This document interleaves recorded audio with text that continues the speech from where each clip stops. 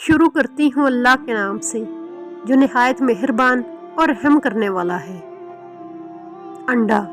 आप अपने हुस्न को अंडे की मदद से दुबाला कर सकती हैं।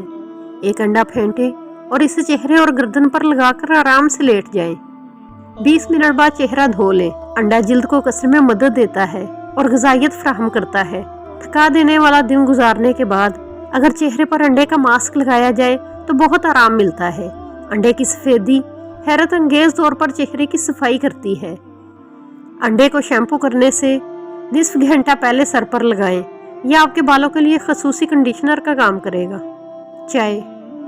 ठंडी चाय में रुई भिगोकर आंखों पर लगाएं।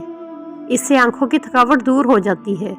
चाय की पत्ती का इस्तेमाल बाकायदगी से करें। पत्ती पानी में डालकर उबालें और कहवा ठंडा करें। शैम्पू करने के बाद फौरन बालों को कहवे से धो लें। इससे बालों की चमक में इजाफा होगा। मुसलसल इस्तेमाल से कहवे जैसा शेड भी आ जाएगा। नमक। नीम गर्म पानी में थोड़ा सा नमक डालकर आंखें धोने से आंखें शफाफ और चमकदार हो जाती हैं। इस पानी से रुई भिगोकर भी आंखों पर रखी जा सकती है।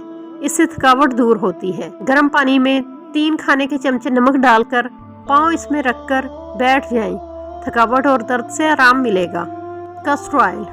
कैस्टर ऑयल बैरूनी इस्तेमाल के लिए बेहतरीन चीज़ है। ये जिल्द पर इंतहाई खुशगवार असर छोड़ता है। रात को सोने से कबल सर में नरम हाथों से कैस्टर ऑयल की मालिश करें और सुबह धो लें। कैस्टर ऑयल के मुतालिक कहा जाता है कि ये जिल्द के तजदीद शबाब का मुसल्लमा ज़रिया है। कैस्टर ऑयल को सर में अच्छी तरह लगाएं। गर्म पानी में तौलिया भिगोकर इसे निचोड़ लें और सर के गिर्द बांध लें।